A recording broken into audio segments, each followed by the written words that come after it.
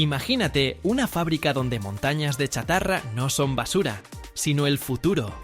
Cada año, la humanidad recicla más de 1.500 millones de toneladas de acero.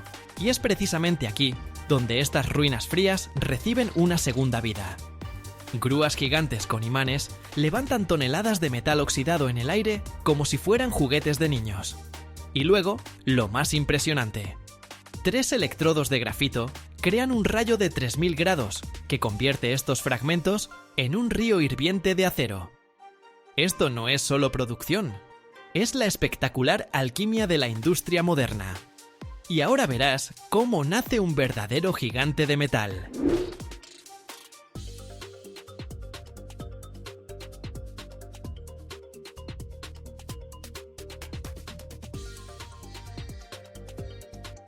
En una enorme explanada, al aire libre que se extiende por hectáreas, yacen montañas de chatarra. Es el cementerio de viejos barcos, vagones de tren cortados, vigas de construcción y equipos industriales. Sobre estas colinas metálicas se elevan gigantescas grúas puente. En lugar de un gancho, tienen un enorme electroimán, parecido a un platillo volante. Con un zumbido, desciende sobre un montón de chatarra y, con un chirrido metálico, se le adhieren toneladas de acero. La grúa transporta esta cosecha y la deja caer en una enorme cesta de acero, llamada cesta de carga. Este proceso se parece a un niño gigante jugando en un arenero, solo que en lugar de arena y una pala, hay metal oxidado y un imán de varias toneladas. Cuando la cesta está llena, comienza su viaje al corazón mismo de la nave de fundición. Y el corazón de la nave es un horno de arco eléctrico. Una caldera colosal, del tamaño de una pequeña piscina, revestida por dentro con una gruesa capa de ladrillos refractarios.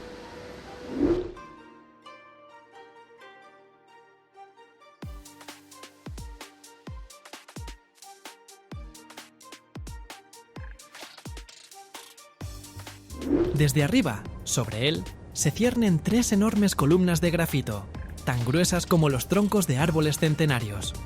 Son los electrodos. La grúa lleva la cesta de carga hasta el horno, su fondo se abre, y, con un estruendo ensordecedor de avalancha metálica, toneladas de chatarra fría caen en su interior. La tierra tiembla con este impacto. Luego, una enorme tapa cierra el horno. Los 3 gigantescos electrodos descienden lentamente hasta que se encuentran a unos pocos centímetros de la superficie del metal. Y en ese momento, el operador aplica el voltaje. Entre los extremos de los electrodos y el metal, salta un arco eléctrico. No es una chispa, es un rayo continuo y cegador, que golpea con una fuerza increíble. La nave se llena de un rugido profundo y ensordecedor, parecido al de un avión a reacción despegando. La luz del arco es tan brillante que es imposible mirarla sin gafas de protección especiales. La temperatura en la zona del arco se dispara instantáneamente a 3000 grados Celsius.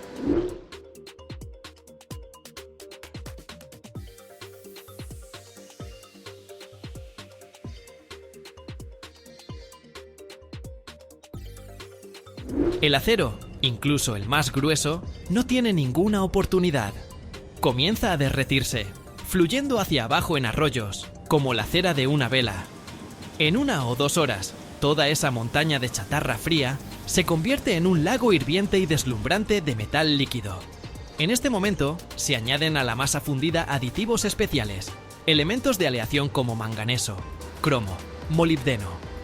Es como un chef que añade especias a un plato para obtener el sabor perfecto, es decir, la resistencia y plasticidad ideales del acero para nuestra ancla.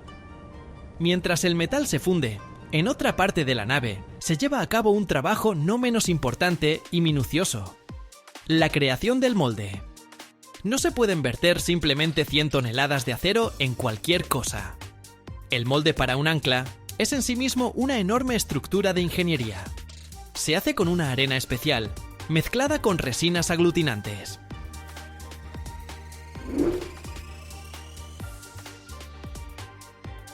Primero, se crea un modelo exacto de madera o espuma de poliestireno del ancla a tamaño real. Luego, este modelo se cubre con arena en enormes cajas metálicas, llamadas cajas de moldeo. La arena se compacta cuidadosamente y las resinas se endurecen, convirtiéndola en una cáscara resistente como la piedra. El molde se hace en 2 mitades para poder extraer el modelo después. Dentro de estos bloques de arena se crea un complejo sistema de canales, el sistema de colada. Son los vasos sanguíneos, por los que el metal fundido fluirá hacia la cavidad, así como canales para la salida de gases, para que no se formen burbujas en el interior. Cuando ambas mitades del molde están listas, se unen, se sujetan y se entierran en un profundo foso de arena en el suelo de la nave. Esto se hace para que la colosal presión del metal líquido no rompa el molde. Increíblemente interesante, ¿verdad?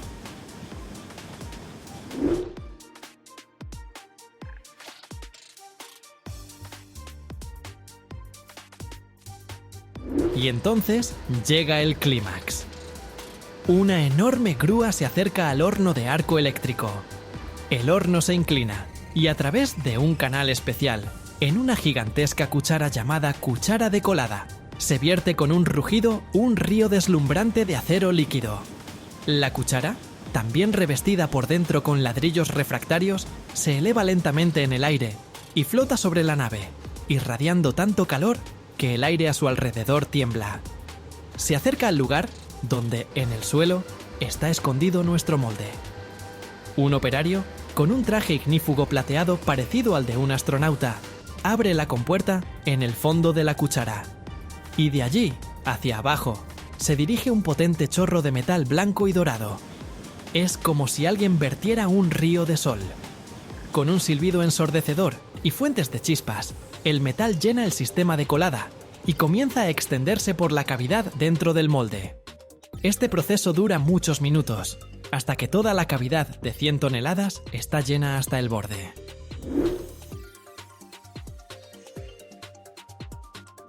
Ahora comienza la etapa más larga y tranquila, el enfriamiento. La enorme masa de metal, escondida bajo tierra, se enfriará no en horas ni en días, sino en semanas. Es un proceso lento y controlado. Un enfriamiento demasiado rápido crearía tensiones internas en el metal que lo harían frágil. Durante varias semanas, el suelo de la nave sobre el molde permanece caliente. Y finalmente, cuando todo se ha enfriado, llega el momento del nacimiento. Las grúas levantan del foso un enorme bloque negro de arena y metal solidificados. Los trabajadores, con martillos neumáticos y mazos, comienzan a romper el molde de arena. Con estruendo y nubes de polvo, los trozos de piedra de arena se desprenden, y de debajo de ellos aparece gradualmente nuestra ancla. Todavía no es bonita, es negra, cubierta por una capa de cascarilla, y de ella sobresalen en diferentes direcciones los restos del metal del sistema de colada.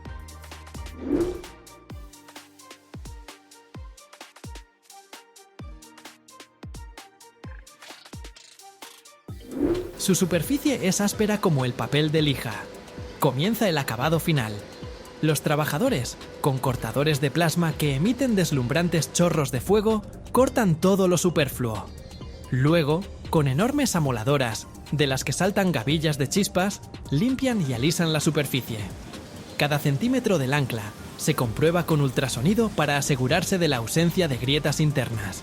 Y solo después de este largo, caliente y ruidoso camino, nace un titán de metal perfecto, liso e increíblemente resistente. Se carga en una plataforma especial de múltiples ruedas y sale lentamente por las puertas de la fábrica, listo para comenzar su servicio en el fondo del océano, sosteniendo silenciosamente una de las mayores creaciones de las manos humanas.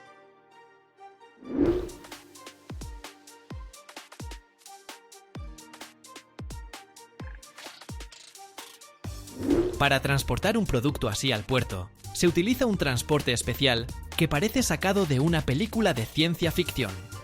Es una plataforma modular autopropulsada. Se apoya en decenas, a veces más de 100, ruedas pequeñas pero extremadamente resistentes, cada una de las cuales puede girar y elevarse de forma independiente. Parece un ciempiés metálico gigante.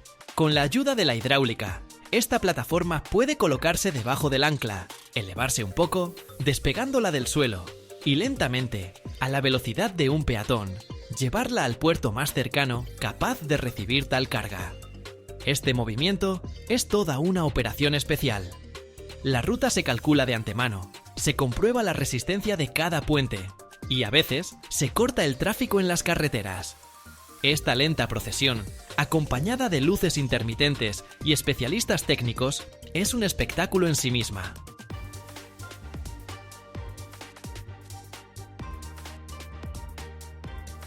¿Sabían que el mercado mundial de restauración de neumáticos se estima en 10 a 12 mil millones de dólares al año? Más de 700 empresas en todo el mundo están involucradas en este negocio. La mayoría de ellas se concentran en países como Estados Unidos, China, Japón, Alemania y Brasil. Por supuesto, en Estados Unidos y Europa, esta práctica es la más común. Los neumáticos restaurados, por ejemplo, cuestan la mitad de lo que cuesta uno nuevo. Cada año se envían a reciclaje alrededor de 120 millones de neumáticos en todo el mundo, lo cual representa casi una cuarta parte de lo que se produce en el mismo periodo. Además, la restauración de neumáticos ayuda a reducir hasta 1,5 millones de toneladas de residuos de caucho cada año. Así que, amigos, empezamos este fascinante viaje. Bueno, en realidad, yo ya lo he terminado, pero para ustedes apenas comienza. La necesidad de restaurar neumáticos para automóviles surgió ya en la primera mitad del siglo XX. En la década de 1920, cuando los automóviles se volvieron más accesibles, la demanda de neumáticos aumentó y la gente comenzó a buscar maneras de prolongar su vida útil y, claro, de ahorrar. A pesar de los avances tecnológicos desde entonces, el primer paso sigue siendo el mismo: clasificación y diagnóstico. Primero, los neumáticos que se traen para reciclaje se clasifican por tipo y se limpian con una hidrolavadora. Los trabajadores los organizan por tamaño y calidad, y pequeñas carretillas los apilan ordenadamente. Luego, es necesario retirar el exceso de agua y suciedad. De lo contrario, los pasos posteriores podrían complicarse. Esto se realiza manualmente con una aspiradora industrial. Después de esta etapa, se lleva a cabo una inspección visual minuciosa y una revisión del estado del neumático para determinar su grado de desgaste y su idoneidad para la restauración. Los especialistas examinan el estado de la banda de rodadura para evaluar la profundidad y uniformidad del desgaste, la integridad de las paredes laterales y detectan la presencia de perforaciones, desgarraduras, daños laterales y deformaciones, así como cualquier daño o defecto oculto en el interior del neumático. Para el diagnóstico, se utilizan escáneres de ultrasonido o rayos X para detectar hasta el más mínimo daño. ¿Y si piensan que este proceso está automatizado? Pues no, una persona se sienta frente a una enorme máquina de rayos X para revisar cuidadosamente cada milímetro y solo después de esta exhaustiva inspección se procede al siguiente paso. A continuación, es necesario eliminar el protector desgastado. Esto se realiza mediante un proceso de lijado, utilizando máquinas de lijado especializadas que retiran la capa superficial hasta obtener una superficie lisa y limpia. Primero, mediante un lijado grueso, se elimina la mayor parte. Luego, de forma manual y con mayor precisión, se eliminan los restos de goma vieja y se asegura una superficie nivelada, lista para la aplicación de una nueva capa. La atención a los detalles en este proceso es especialmente importante, ya que incluso pequeños restos de goma vieja pueden interferir con la adhesión de la nueva capa, lo que reduciría considerablemente la vida útil de la llanta restaurada. Una vez que se ha retirado el protector desgastado de la llanta mediante el lijado, comienza la etapa de restauración de su estructura y la aplicación de un nuevo protector. Primero, se eliminan los defectos detectados durante la inspección y el diagnóstico tras el lijado. Se verifica la integridad de la estructura de la llanta y, en caso de hallar daños, se procede a su restauración. Esto incluye el sellado de pequeños agujeros y grietas con parches de goma especiales o pasta, o el refuerzo de los flancos y el armazón. Este último paso es especialmente importante para las llantas de carga, ya que sus flancos soportan grandes tensiones. Para el refuerzo se pueden emplear materiales de refuerzo como inserciones textiles o metálicas. Además, cuando es necesario, se realiza la eliminación y sustitución de las secciones dañadas de la carcasa. Todas estas acciones preparan la llanta para la aplicación de un nuevo protector y aseguran su durabilidad y uso seguro. En esta fábrica, los protectores para llantas se fabrican internamente a partir de productos reciclados. Los trabajadores allí son estrictos y apenas logré conseguir una visita guiada. Después de preparar la mezcla, comienza la formación de las piezas que se convertirán en protectores.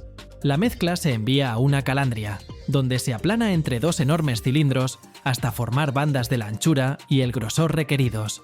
Durante este proceso se producen capas de distintas densidades y rigidez. En esta etapa es crucial controlar la uniformidad y homogeneidad de la banda, ya que de ello dependen las futuras propiedades de la llanta. Luego, las bandas se cortan en secciones que coinciden con la circunferencia de la llanta. Después, las piezas se envían a una extrusora, una máquina que da la forma final al protector y crea el diseño mediante matrices especiales. La extrusora calienta la banda y la comprime a través de la matriz, dejando el diseño deseado en la superficie.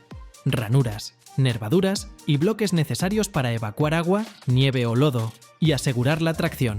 Es un proceso laborioso, les digo, pero observarlo es realmente fascinante. Cuando tenía 12 años y mi padre finalmente tuvo su primer coche, a menudo me pedía que lo ayudara a cambiar las llantas en el garaje. Recuerdo cómo observaba esas huellas, esos extraños patrones sobre el camino polvoriento, sin imaginarme que algún día vería el proceso de su creación con mis propios ojos. Mucho menos habría pensado que aprendería por qué y cómo esos cuadraditos y rectángulos me brindan viajes placenteros y, por supuesto, seguridad. Después de la limpieza mecánica, se realiza un tratamiento adicional en la superficie del neumático para mejorar la adherencia de la nueva banda de rodadura con la carcasa. Existen dos métodos para este tratamiento. Se puede aplicar una capa especial de adhesivo en la superficie que asegura una buena adherencia, lo cual es especialmente importante en el recauchutado en frío, cuando la nueva banda de rodadura se coloca ya en su forma final. Además, a veces se realiza un tratamiento con llamas, pasando rápidamente un chorro de fuego por la superficie para crear una textura rugosa. El adhesivo, o pegamento de caucho, proporciona la mejor adherencia entre la nueva banda de rodadura y la carcasa del neumático. Esta capa ayuda a que el nuevo revestimiento de goma quede firmemente fijado y evita su desprendimiento durante el uso. Es importante que la capa de adhesivo se aplique de manera uniforme en toda la superficie para evitar puntos débiles. De lo contrario, la vida útil del neumático renovado podría reducirse considerablemente. La etapa principal de la restauración es la aplicación de una nueva banda de rodadura, y para ello se utilizan dos métodos, el caliente y el frío. El método caliente se considera más confiable debido a su mecanismo de acción. En este proceso, se aplica una capa de caucho crudo sobre la superficie preparada del neumático, luego el neumático se coloca en un autoclave, donde se calienta a una temperatura de entre 150 y 180 grados Celsius bajo alta presión. Bajo la influencia del calor y la presión, ocurre una reacción química entre el caucho y el azufre, conocida como vulcanización. El azufre y otros agentes vulcanizantes se combinan con las moléculas del caucho, formando una estructura de polímero entrecruzada, en la que las moléculas se enlazan en una red fuerte y elástica. De esta manera, la banda de rodadura restaurada se integra completamente con la carcasa, como en un neumático nuevo.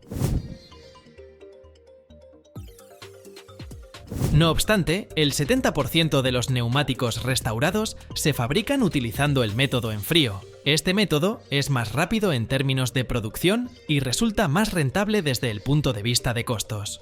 En este proceso, se adhiere una capa prefabricada de banda de rodadura a la superficie del neumático y luego se somete al mismo proceso de vulcanización, pero a una temperatura más baja. La elección del método depende del tipo de neumático y de sus características de uso. El método caliente se utiliza con mayor frecuencia para neumáticos sometidos a grandes cargas, mientras que el método en frío se emplea para aquellos que soportan menos peso, como los neumáticos de autobuses urbanos. Aún así, incluso los neumáticos reciclados generan residuos. Algunas empresas dedican especial atención al proceso de reciclaje recolectando el polvo de caucho para distintos usos, como la restauración de asfalto, la fabricación de nuevas piezas para automóviles o revestimientos para parques infantiles y complejos deportivos, e incluso para la generación de energía térmica que alimenta nuestras plantas cementeras.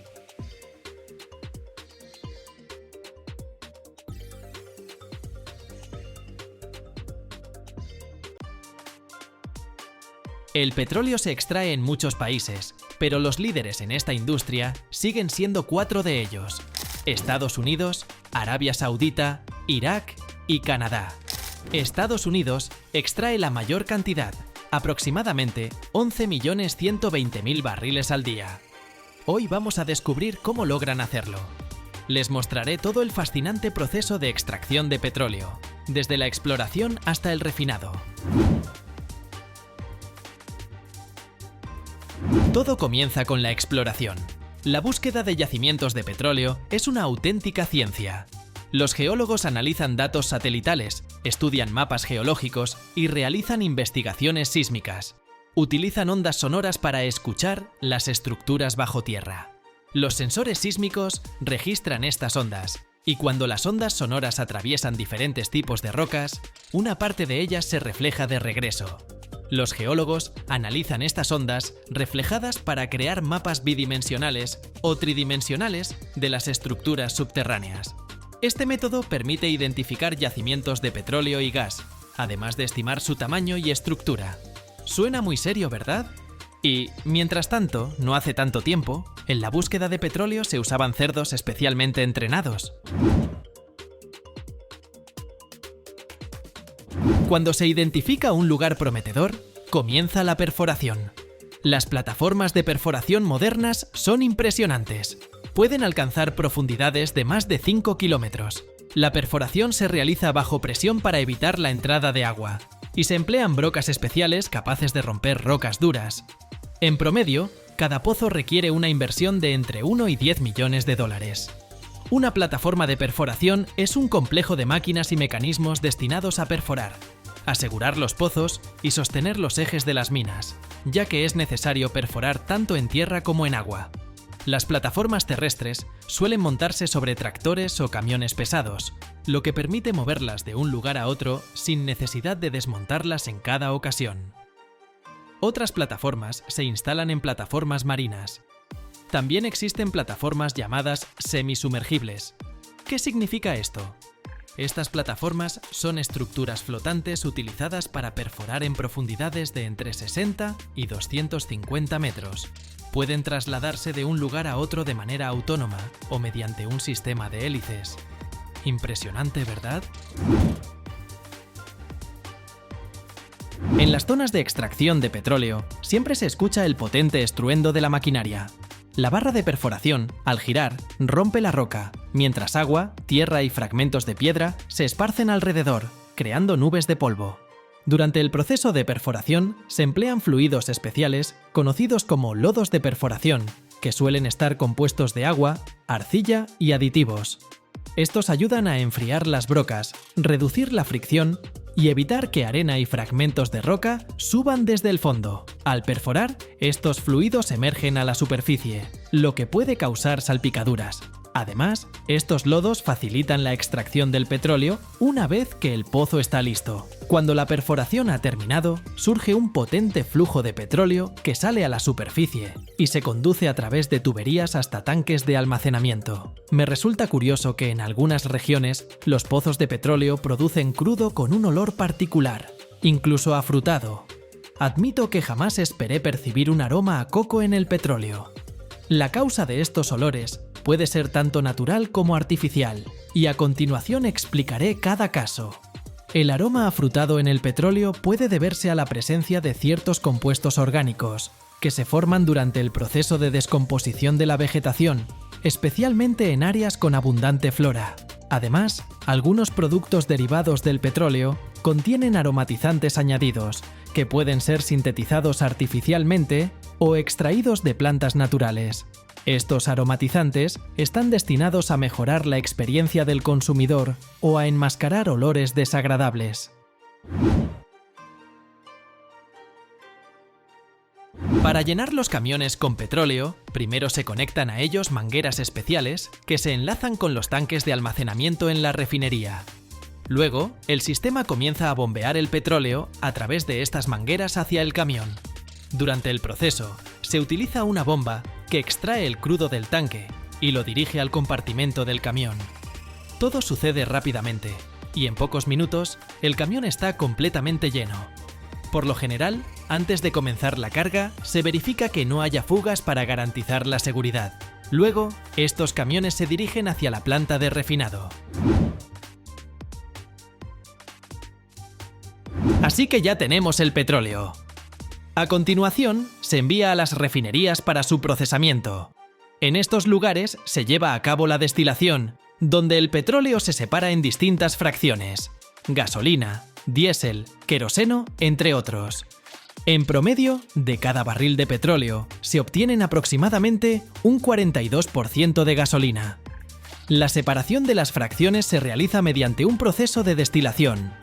Primero, el crudo se calienta en un equipo especial, llamado columna de destilación. Cuando el petróleo alcanza altas temperaturas, se convierte en vapor. Estos vapores ascienden por la columna, donde la temperatura va disminuyendo gradualmente. Cada componente se condensa a un nivel diferente, según su punto de ebullición.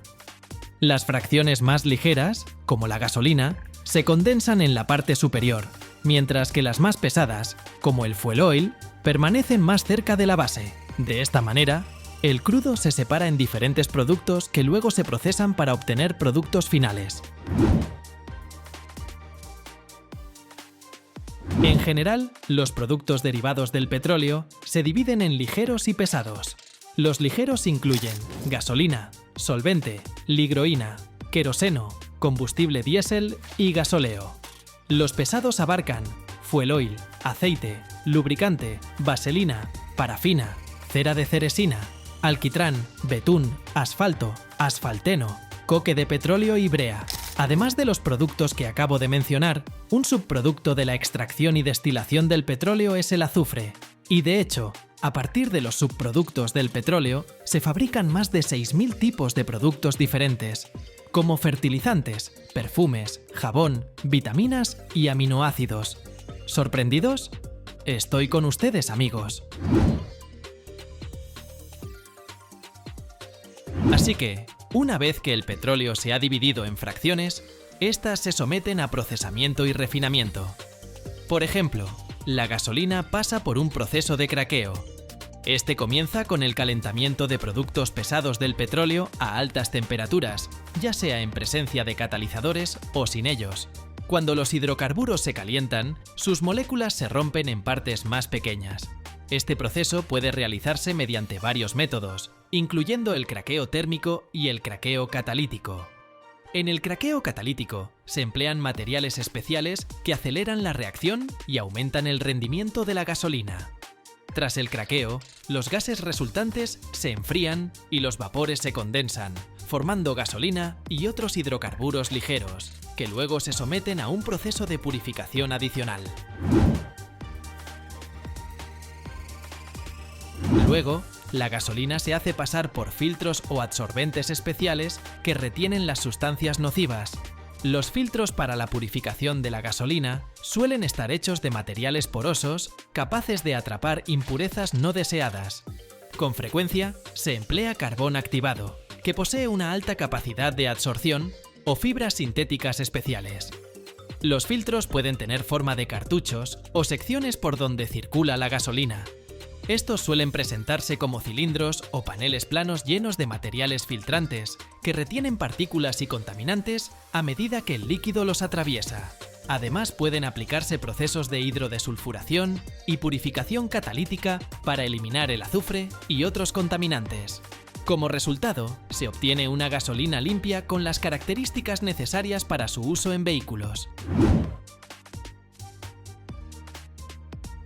Los aditivos para la gasolina, como los componentes de octano, suelen añadirse durante el proceso de tratamiento. Esto se realiza mediante sistemas de dosificación especializados que miden con precisión la cantidad necesaria de cada aditivo. Cuando la gasolina circula a través de las tuberías en la planta, se mezcla con los aditivos en tanques específicos. Este proceso a menudo está automatizado para garantizar precisión y uniformidad. Tras la mezcla, la gasolina pasa por una inspección adicional de calidad antes del envasado y distribución. Luego, se envasa en los recipientes adecuados para su posterior transporte a las estaciones de servicio.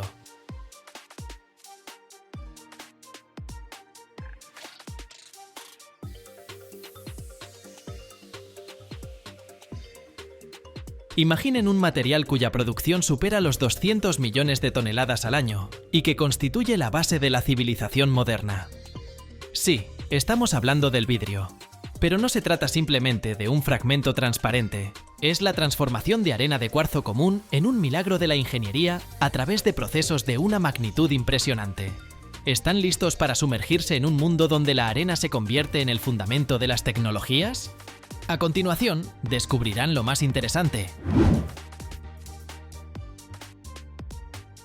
La producción mundial de vidrio supera los 200 millones de toneladas al año.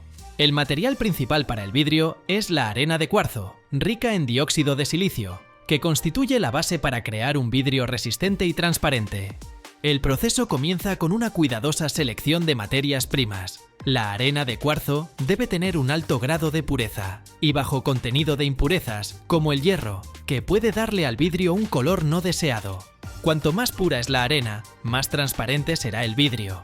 Además de la arena de cuarzo, se añade ceniza de soda para reducir la temperatura de fusión de la arena y caliza, lo que ayuda a mejorar la resistencia y estabilidad del vidrio. A veces, se agregan otros aditivos para lograr ciertos colores o propiedades especiales. El óxido de cobalto le da un tono azul y el óxido de hierro un tono verde. La arena de cuarzo se extrae en canteras especializadas o de depósitos naturales de arena. Las empresas primero estudian los terrenos, realizan análisis geológicos para determinar la composición de la arena, su pureza y la viabilidad económica de la extracción. Las canteras a cielo abierto son el método más común. Se retira la capa superficial del suelo y luego excavadoras extraen la arena. Después de la extracción, la arena se limpia de impurezas y partículas extrañas. Esto es especialmente importante para la industria del vidrio, ya que incluso las impurezas menores afectan la calidad del producto final. La arena limpia se empaqueta en grandes sacos o contenedores y se transporta en ferrocarril o camiones a las fábricas de producción de vidrio. Empresas especializadas, que se encargan tanto de la extracción como del procesamiento, suministran este material a las fábricas. Estas compañías suelen colaborar con los fabricantes de vidrio mediante contratos a largo plazo, ya que las fábricas necesitan un suministro estable y de alta calidad de materias primas. Las impurezas necesarias, mencionadas anteriormente, se mezclan cuidadosamente con la masa general de arena en grandes instalaciones industriales. Los mezcladores pueden ser de diferentes tipos: de tambor, de tornillo y de tipo turbulento.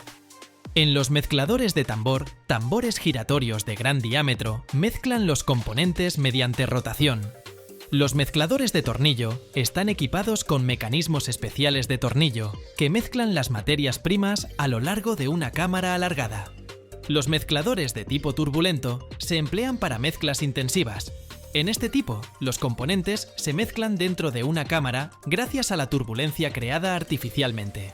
Los componentes se agregan de manera gradual y en proporciones específicas. Para ello, se utilizan sistemas de dosificación automatizados, que pesan y añaden cada ingrediente con alta precisión. Los dosificadores aseguran la proporción exacta de arena de cuarzo, sosa, caliza y otras impurezas. Tras la mezcla, se examinan muestras de la mezcla para verificar que cumpla con la composición química requerida. Si las proporciones no cumplen con los requisitos, el proceso de mezcla se repite o se ajustan las dosis. A veces se añaden componentes adicionales o se corrige la cantidad de los ya presentes. La mezcla final de materias primas se transporta automáticamente mediante cintas transportadoras directamente al horno de fusión. La mezcla de materias primas se carga en hornos especiales, donde se produce la fusión a altas temperaturas. Generalmente, la temperatura alcanza entre 1500 y 1600 grados Celsius, lo cual permite que la arena de cuarzo y otros componentes se transformen en una masa de vidrio líquida. Durante la fusión, ocurren reacciones químicas, incluyendo la descomposición de la soda y la caliza, que contribuyen a la formación de una estructura vítrea estable. Para asegurar la calidad, la masa de vidrio debe ser homogénea y estar libre de impurezas. En el proceso de fusión se realiza la desgasificación, eliminando las burbujas de aire que se generan en la masa de vidrio. Para ello, se somete la masa a un mantenimiento prolongado a altas temperaturas, lo cual facilita la liberación de las burbujas de gas. La masa de vidrio fundido, una vez desgasificada, está lista para el moldeado. En líneas de producción de alta capacidad, el vidrio plano se forma a una velocidad de entre 400 y 600 metros por hora. Según las necesidades, se emplean distintos métodos para moldear las láminas de vidrio. El vidrio laminado, por ejemplo, se usa en áreas donde son importantes la resistencia mecánica y la economía, pero no es esencial una transparencia perfecta. Este tipo de vidrio se utiliza normalmente en ventanas y paneles de puertas en edificios no residenciales, divisiones y barreras, fachadas y techos, elementos decorativos en interiores, invernaderos y lucernarios. ¿Cómo se produce el vidrio laminado? La masa de vidrio fundida se pasa entre rodillos, formando una lámina uniforme del grosor deseado. El vidrio de ventana común se produce mediante el método de estirado. La masa de vidrio se eleva verticalmente, formando largas cintas que se enfrían gradualmente. El método más moderno para fabricar vidrio plano es el proceso de vidrio flotado. La masa de vidrio se vierte sobre una superficie de estaño fundido, donde se extiende formando una capa perfectamente lisa y uniforme. Este método garantiza una alta calidad y una mínima variación de grosor en el vidrio. Para fabricar botellas, frascos u otros envases, se utiliza el método de prensado o soplado, en el cual la masa de vidrio toma la forma deseada mediante aire comprimido o moldes especiales. Después del moldeado, el vidrio debe enfriarse gradualmente para evitar tensiones internas que podrían provocar su ruptura. Este proceso de enfriamiento se realiza en hornos especiales llamados leros, donde la temperatura disminuye gradualmente de varios cientos de grados hasta la temperatura ambiente. Esto permite obtener un material homogéneo y resistente a los impactos. Los leros suelen tener la forma de un túnel horizontal, cuya longitud puede alcanzar decenas de metros, normalmente entre 20 y 60 metros. La anchura y altura del túnel dependen del tamaño del vidrio que se necesita templar. La estructura está diseñada para que el vidrio se desplace lentamente de un extremo al otro, atravesando distintas zonas de temperatura. En el interior del lero hay un transportador en movimiento que desplaza el vidrio lentamente desde la zona caliente inicial hasta el final del túnel. Este sistema de transporte asegura un movimiento continuo, lo cual permite un enfriamiento uniforme del vidrio en todos sus lados. El proceso de enfriamiento suele durar aproximadamente 2 horas. Para añadir propiedades adicionales, el vidrio a veces se somete a recocido o endurecimiento. El recocido es un proceso en el que el vidrio se mantiene a una cierta temperatura y luego se enfría lentamente, lo que ayuda a aliviar las tensiones residuales. El endurecimiento, por su parte, es un proceso de enfriamiento rápido después de calentar el vidrio a una temperatura de aproximadamente 650 grados Celsius. El vidrio templado se vuelve más fuerte y resistente a impactos y a cambios térmicos. En caso de romperse, se fragmenta en pequeños trozos, reduciendo el riesgo de lesiones. Después del enfriamiento, las láminas de vidrio se cortan de acuerdo con las dimensiones especificadas. El corte se realiza utilizando herramientas especiales de diamante o láseres. Los bordes del vidrio se pulen para evitar ángulos afilados que puedan causar cortes. Este proceso es especialmente importante para el vidrio que se utilizará en ventanas, muebles u otros objetos domésticos. La producción de vidrio se acompaña de un riguroso control de calidad. El vidrio se inspecciona para detectar defectos, tales como burbujas de aire, rayaduras, grietas y variaciones en la transparencia o el color. La inspección puede ser visual, así como mediante el uso de dispositivos especiales que detectan los defectos más mínimos. A algunos tipos de vidrio, como el arquitectónico o el automotriz, se les aplican recubrimientos especiales. Estos pueden incluir capas protectoras que reducen los reflejos, recubrimientos que bloquean la radiación ultravioleta o infrarroja, o capas especiales para mejorar el aislamiento térmico. El proceso de aplicación de estos recubrimientos generalmente se realiza en cámaras de vacío, donde, mediante descargas eléctricas, se deposita una capa de óxido metálico sobre la superficie del vidrio. Este recubrimiento se adhiere firmemente al vidrio, creando una barrera protectora. El vidrio terminado se empaqueta cuidadosamente para evitar daños durante el transporte. El vidrio en láminas generalmente se embala en cajas de madera o metal, con materiales amortiguadores especiales que previenen los golpes y la fricción entre las láminas. Las botellas, frascos y otros productos de vidrio se empacan en cajas de cartón o en contenedores de plástico con compartimentos individuales. El transporte del vidrio es la etapa final. Para evitar daños, el vidrio se asegura en posición vertical o se utilizan contenedores especiales. El transporte del vidrio requiere vehículos con buena amortiguación, lo cual minimiza la vibración durante el trayecto. Normalmente, se emplean camiones con suspensión suave o furgonetas especiales.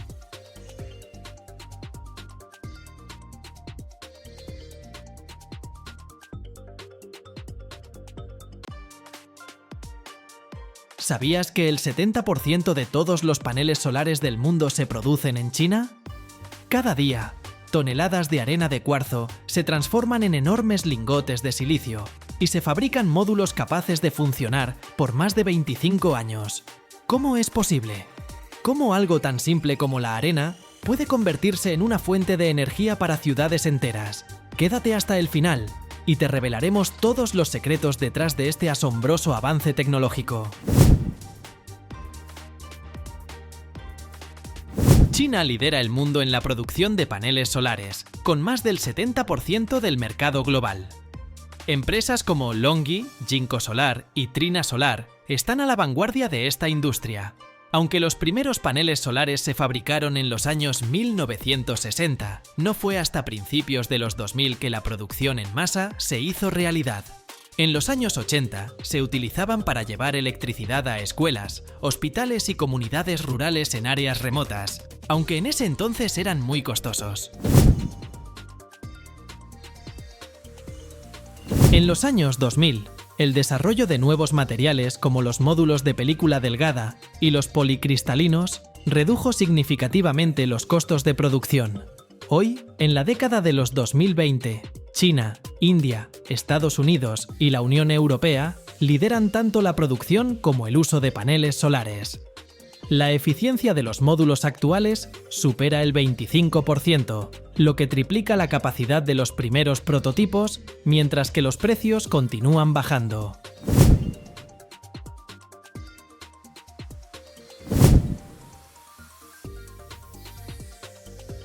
Los paneles solares no son solo una fuente de energía, sino un símbolo de desarrollo sostenible y responsabilidad ambiental. Te contaré cómo se produce un panel solar desde el principio, hasta que está listo para captar los rayos del sol y transformarlos en electricidad. Todo comienza con el silicio, que se extrae de la arena de cuarzo.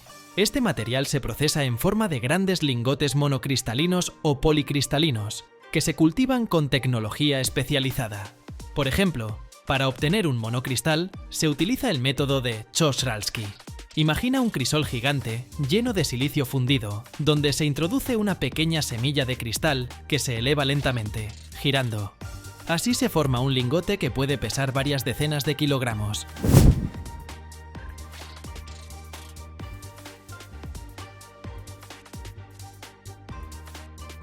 Cuando el lingote está listo, se corta en láminas ultrafinas de aproximadamente 200 micras de grosor. Para este proceso se utiliza una sierra de hilo recubierta con diamante. Para que te hagas una idea, cada lámina es más delgada que un cabello humano. Luego, las láminas pasan por una limpieza exhaustiva. Esto es crucial, ya que incluso las impurezas más pequeñas pueden reducir su eficiencia. La limpieza puede ser mecánica, utilizando suspensiones abrasivas y sistemas de pulido, o química, que es el método más efectivo.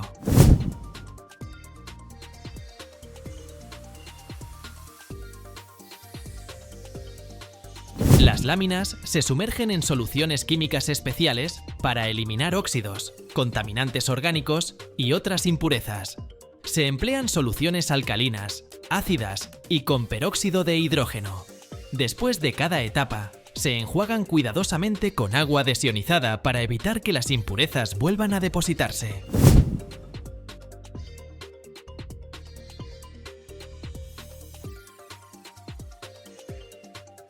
En algunos casos, se añade un paso adicional, la limpieza ultrasónica.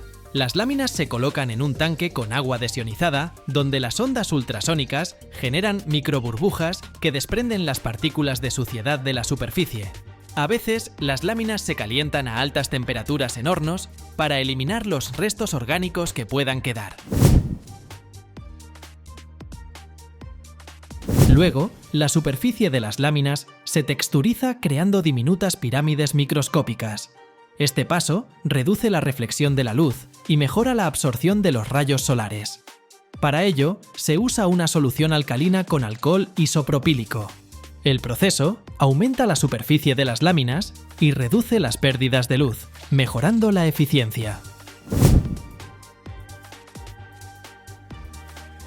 El siguiente paso es fascinante: convertir las láminas en celdas fotovoltaicas mediante capas delgadas. Se deposita una capa rica en fósforo que genera un exceso de electrones. Esto se realiza en hornos de difusión a temperaturas entre 700 y 900 grados Celsius. Los robots cargan las láminas en los hornos, donde el fósforo difunde en el silicio, formando una capa de tipo N. Mientras tanto, la base de la lámina, rica en boro, se mantiene cargada positivamente. Este proceso forma la unión PN, el núcleo de las celdas solares, que convierte la luz en electricidad.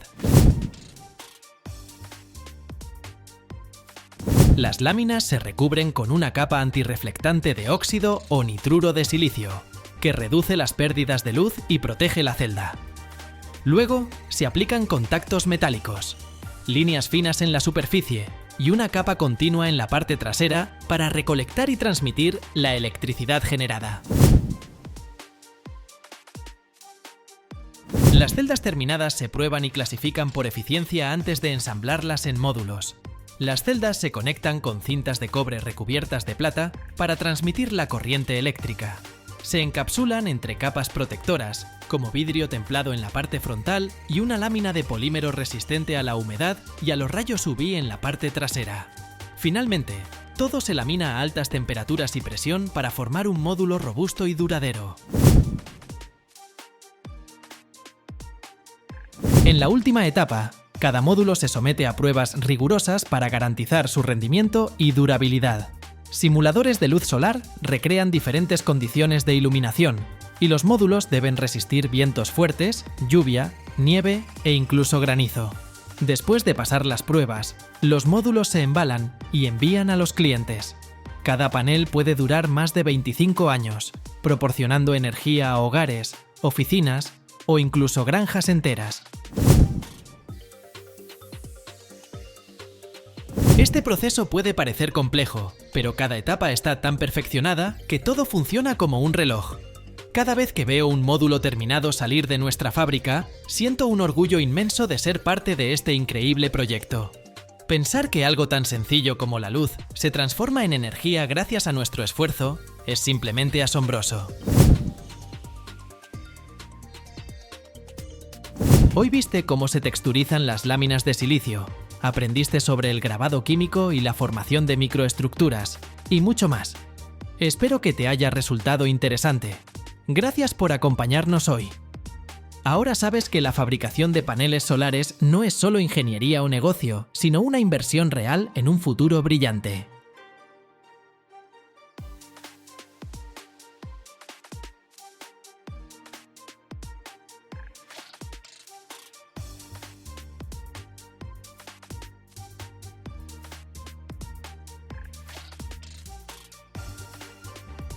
¿Sabías que algo puede impresionar más que el vuelo de un avión? Su vida después de los cielos. Cada año, miles de aviones son retirados del servicio y muchos de ellos se convierten en fuentes de metal para fabricar nuevos vehículos o incluso estructuras de construcción.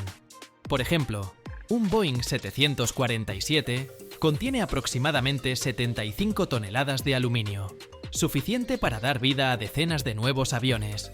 ¿Te interesa saber cómo los motores, que pueden costar hasta 30 millones de dólares, encuentran una segunda oportunidad? ¿O cómo los asientos de primera clase terminan en cines en casa? Prepárate para explorar un mundo donde la tecnología, la ecología y los negocios se encuentran en un mismo hangar. ¡Vamos a despegar! El primer paso en la jubilación de un avión es retirarlo del servicio. Este proceso, conocido como salida a retiro, ocurre cuando un avión alcanza cierta edad, supera un número específico de vuelos u horas de operación, o simplemente deja de ser rentable. Por lo general, los aviones comerciales operan entre 20 y 30 años. Con el tiempo, el metal se cansa debido a los ciclos constantes de despegues y aterrizajes, además del estrés de presión que experimenta en cada vuelo. Los ingenieros pueden detectar microgrietas u otros daños que hacen que seguir utilizándolo sea inseguro. Además, los aviones antiguos requieren mantenimientos más frecuentes, lo que resulta costoso. En un punto, el costo del mantenimiento puede superar los beneficios de mantener el avión operativo. Los modelos más nuevos son más eficientes en consumo de combustible, más ecológicos y menos costosos de operar. Por ejemplo, el Boeing 787 y el Airbus 350 son considerablemente más eficientes que los viejos Boeing 747. Los estándares internacionales de seguridad también evolucionan constantemente. Si un avión no cumple con los nuevos requisitos y modernizarlo resulta demasiado caro, se retira del servicio. En algunos casos, las aerolíneas deciden jubilar sus aviones debido a una caída en la demanda de vuelos, como ocurrió durante la pandemia de COVID-19. Curiosamente, los aviones de carga suelen durar más tiempo, ya que no tienen los mismos requisitos de confort para pasajeros y enfrentan menos exigencias. Pero, tarde o temprano, incluso ellos también llegan a su retiro. El desmantelamiento comienza trasladando el avión a un hangar especializado. Aquí inicia su segunda vida. El primer paso es desmontar los motores, que son la parte más valiosa del avión. Estos se inspeccionan cuidadosamente y se deciden dos opciones: repararlos para reutilizarlos o desmontarlos para extraer sus componentes. Un técnico me comentó que un motor puede valer más que el avión completo. Impresionante, ¿no? Los ingenieros primero revisan toda la documentación del motor para comprender su estado y determinar si requiere atención especial. Luego, desactivan todos los sistemas de combustible, hidráulicos y de lubricación, drenando cualquier líquido restante para evitar riesgos de incendio. Los motores están conectados al avión mediante decenas de cables, tuberías y mecanismos. Paso a paso, los ingenieros desconectan cada uno de ellos con precisión quirúrgica. Todas las conexiones se etiquetan para facilitar su montaje posterior. El capó, que protege el motor, se retira cuidadosamente para permitir el acceso a las partes principales. Este componente también se inspecciona o repara según sea necesario. Como los motores pesan varias toneladas, se utilizan grúas o plataformas elevadoras para asegurarse de que no sufran daños durante el desmontaje. Están unidos al ala o al fuselaje mediante soportes especiales llamados pilones, que también se retiran con cuidado extremo. Una vez desmontados, los motores se trasladan a centros de servicio para su inspección, reparación o despiece. Durante el transporte, se embalan en contenedores especiales que los protegen de posibles daños. Un motor puede costar entre 10 y 30 millones de dólares, dependiendo del modelo. Por eso, el desmontaje es un proceso que requiere la máxima precisión. Muchas veces, los motores no se retiran porque estén dañados, sino para realizarles mantenimientos programados o instalarlos en otros aviones. Es común que los motores sean reparados y actualizados para extender su vida útil, mostrando cómo la aviación combina eficiencia y sostenibilidad tecnológica. Otro elemento fascinante es el fuselaje. El aluminio del avión no se desecha, se clasifica, limpia y recicla. Este metal puede transformarse en nuevos aviones, piezas de automóviles o materiales de construcción. Por ejemplo, un Boeing 747 contiene cerca de 75 toneladas de aluminio, suficiente para crear un parque entero de nuevos aviones. ¡Increíble! Los asientos también reciben una segunda oportunidad. Algunos son reacondicionados y vendidos a aerolíneas con presupuestos más limitados, mientras que otros llegan a manos de particulares. ¿Sabías que es posible comprar asientos de primera clase para un cine en casa? Ahora es mi sueño. La electrónica también es un tesoro. Desde computadoras de a bordo hasta sistemas de navegación, todo se desmonta y se revisa minuciosamente. Muchos de estos componentes se reutilizan en simuladores de vuelo para entrenar pilotos o en otros aviones. Incluso los objetos pequeños, como chalecos salvavidas, cinturones de seguridad y utensilios, encuentran nuevos propietarios. Algunos artículos se convierten en recuerdos coleccionables. Por ejemplo, la nariz de un avión o una hélice antigua pueden costar miles de dólares. Si tienen un valor histórico, como provenir de un avión de la Segunda Guerra Mundial, su precio puede multiplicarse. Lo que más me impresionó fue la coordinación del equipo. Parecían desmontar un gigantesco rompecabezas donde cada pieza tiene su lugar en el mundo. Imagina que de un solo avión se pueden obtener hasta 50.000 componentes. Alguien debe garantizar que cada tuerca y panel lleguen al contenedor adecuado. Los equipos logísticos se encargan de que nada se pierda y de que todas las piezas lleguen a sus destinos finales, ya sea un centro de reparación o una planta de reciclaje. El desmantelamiento no solo implica desarmar y olvidar, también es crucial manejar materiales peligrosos, como combustible, líquidos hidráulicos y baterías, de manera segura. Los equipos de control ambiental aseguran que todo cumpla con las normativas y no dañe el medio ambiente. Después de todo esto, tengo claro algo: la aviación es mucho más que vuelos. Es ecología, tecnología y hasta arte. Ahora, cada vez que veo un avión en el cielo, me pregunto, ¿qué le deparará el futuro? ¿Y tú? La próxima vez que veas un avión, recuerda que incluso después de su último vuelo, puede transformarse en algo extraordinario.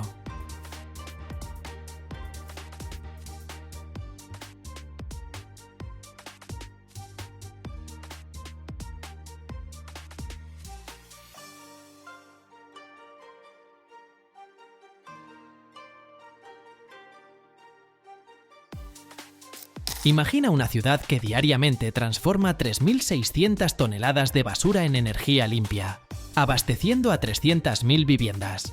Singapur no solo ha resuelto el problema de los residuos, sino que ha convertido la basura en un recurso del futuro.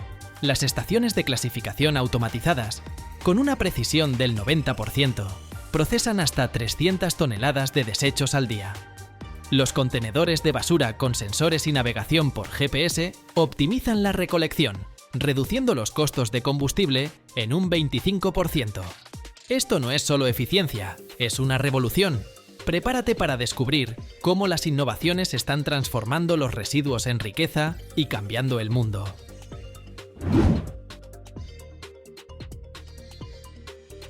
Todo comienza con un sistema estructurado y claro para la recolección de basura. Singapur está dividido en varias zonas, cada una con su propio calendario de recolección. Esto garantiza una recogida regular y eficiente de residuos, que se lleva a cabo, por lo general, diariamente o cada 2 días, dependiendo de la zona. Se utilizan contenedores de basura, equipados con sensores de nivel de llenado. Estos sensores transmiten información en tiempo real sobre la cantidad de basura.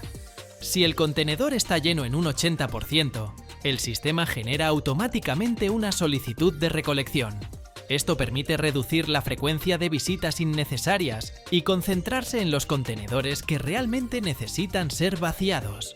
Los camiones de recolección están equipados con tecnología avanzada, incluyendo navegación GPS, que optimiza las rutas y reduce el tiempo de recolección hasta en un 30%. Además, los camiones pueden transmitir automáticamente datos sobre el trabajo realizado, la carga de los contenedores y el estado de las carreteras al sistema central de gestión. Cada mes se analizan los datos obtenidos de los camiones y contenedores. Con esta información se pueden prever las horas pico de llenado, así como planificar el servicio en nuevas áreas donde la demanda de recolección de basura está creciendo. Esto ayuda a reducir los costos de combustible entre un 20 y 25%. Para mayor comodidad, también se utiliza una aplicación móvil que permite a los residentes informar sobre problemas con la recolección de basura, como contenedores desbordados o vehículos averiados. Esto proporciona una automatización adicional. El sistema procesa automáticamente estas solicitudes y las envía a los servicios correspondientes. El sistema de recolección de basura también tiene un enfoque ecológico. Gracias al uso de tecnologías automatizadas, se ha logrado reducir las emisiones de dióxido de carbono en un 15% en los últimos años. Esto es fundamental para mantener nuestro objetivo de convertirnos en la ciudad más ecológica del mundo.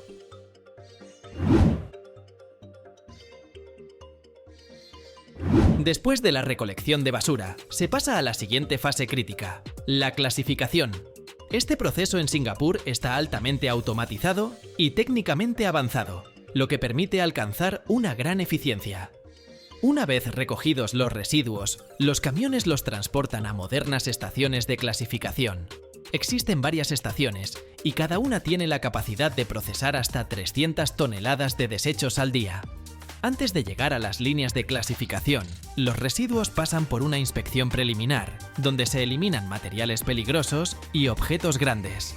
El proceso principal de clasificación ocurre en líneas automatizadas. Toda la masa de residuos se desplaza por cintas transportadoras, lo que garantiza un flujo continuo de desechos hacia las distintas etapas de tratamiento.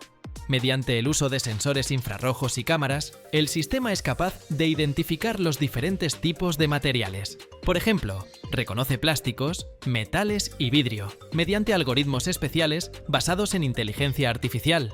Esto permite alcanzar una precisión de hasta el 90% en el reconocimiento de materiales. Para separar los desechos, las líneas automatizadas emplean corrientes de aire que expulsan materiales ligeros, como botellas de plástico, del flujo, y separadores magnéticos que extraen elementos metálicos. Junto con las tecnologías automatizadas, también se realiza clasificación manual. Aunque la mayor parte del trabajo lo realizan las máquinas, los especialistas en las estaciones supervisan la calidad y llevan a cabo una clasificación final. Esto es crucial para detectar y retirar residuos peligrosos que no fueron identificados en las fases anteriores. Después de la clasificación automática inicial, quedan materiales que pueden estar contaminados, como envases plásticos con restos de comida o latas metálicas con líquidos. Los sistemas de detección, equipados con cámaras y sensores, ayudan a identificar estos elementos problemáticos. Tras la clasificación automática, los materiales pasan por una cinta transportadora que los lleva a una zona de clasificación manual.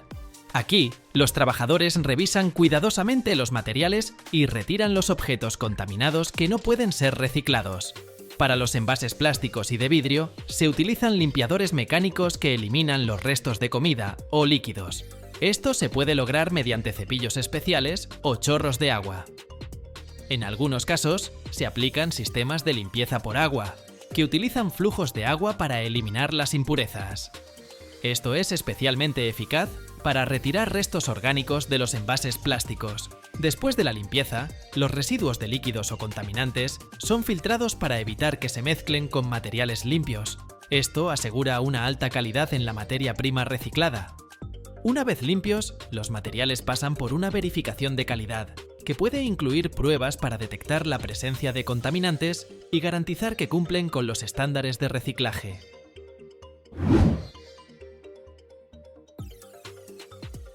Después de la clasificación y limpieza, los distintos tipos de residuos, como plástico, vidrio, metal y papel, son enviados a instalaciones de reciclaje especializadas. Cada planta cuenta con tecnología adaptada a los materiales específicos. Por ejemplo, en una de las instalaciones procesamos alrededor de 200 toneladas de plástico al día. El primer paso en el reciclaje es la trituración. Todos los materiales pasan por trituradoras automatizadas que separan los flujos según el tamaño de las partículas. Por ejemplo, las botellas de plástico se trituran hasta alcanzar un tamaño aproximado de 2 centímetros. Después de la trituración, se realiza el proceso de separación. Aquí, se utilizan separadores automatizados que aplican corrientes de aire para separar los materiales más ligeros. También se emplean separadores magnéticos para extraer los elementos metálicos. Esta tecnología logra un 95% de eficiencia en la separación de materiales.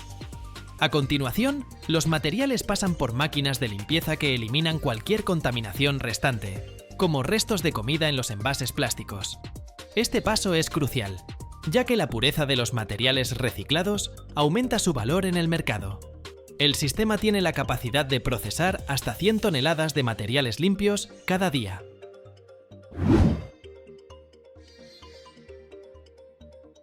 Después de todas las etapas de procesamiento, los materiales limpios y clasificados se envían a fábricas donde se transforman en nuevos productos. El plástico limpio y fundido se convierte en gránulos que se utilizan para fabricar envases, contenedores, botellas, bolsas, productos de uso doméstico, juguetes, muebles, contenedores de almacenamiento, materiales de construcción, paneles plásticos, materiales aislantes, textiles. Algunos tipos de plástico, como el tereftalato de polietileno, se funden para formar fibras que se emplean en la fabricación de ropa, alfombras y otros productos textiles. El vidrio reciclado se utiliza para fabricar botellas, frascos, contenedores y materiales de construcción como bloques de vidrio, azulejos y otros elementos constructivos. Además, el vidrio puede reciclarse en elementos decorativos para interiores y fachadas. El metal reciclado, en particular el aluminio y el acero, se usa para producir nuevas latas, empaques y contenedores. Los residuos metálicos se transforman en nuevos componentes para automóviles, como piezas de carrocería, y también se emplean en la fabricación de elementos estructurales, refuerzos y otros productos metálicos. El papel se reutiliza en la fabricación de nuevo papel, bolsas de cartón y cajas. Los residuos orgánicos, tras su procesamiento, se convierten en compost, que se usa en la agricultura para mejorar la calidad del suelo, así como en paisajismo para nutrir plantas. De los desechos electrónicos se extraen metales valiosos, oro, plata, cobre, que pueden utilizarse para la producción de nueva electrónica. Los componentes plásticos recuperados también pueden fundirse y reutilizarse en nuevos productos electrónicos.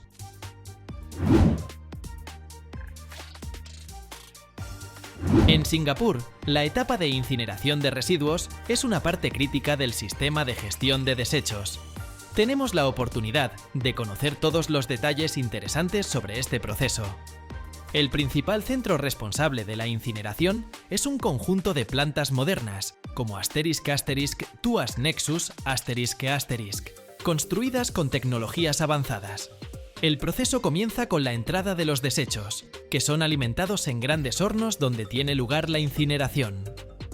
Estos hornos pueden procesar hasta 3.600 toneladas de basura al día. Sistemas automatizados de control aseguran una supervisión constante de la temperatura y el nivel de oxígeno para optimizar la combustión.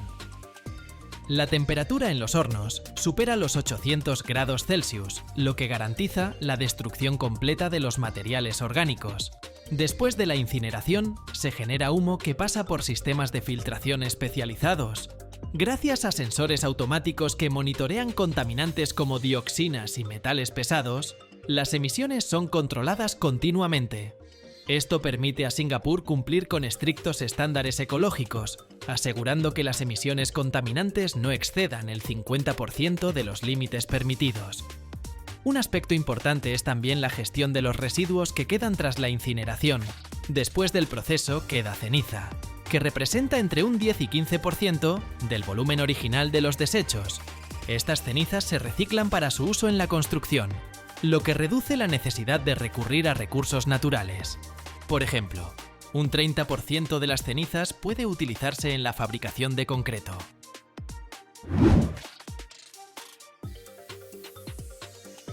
Para el año 2030, Singapur planea reducir la cantidad de residuos per cápita en un 30% y aumentar los volúmenes de reciclaje.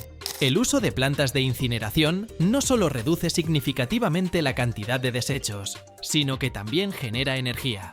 Por ejemplo, en 2022, las plantas de incineración produjeron aproximadamente 1.300 millones de kilovatios hora de electricidad, suficiente para abastecer a alrededor de 300.000 viviendas. ¡Impresionante! ¿Cuánto puede hacer por el medio ambiente una gestión inteligente de residuos y la capacidad de aprovechar todos los recursos en beneficio de la humanidad?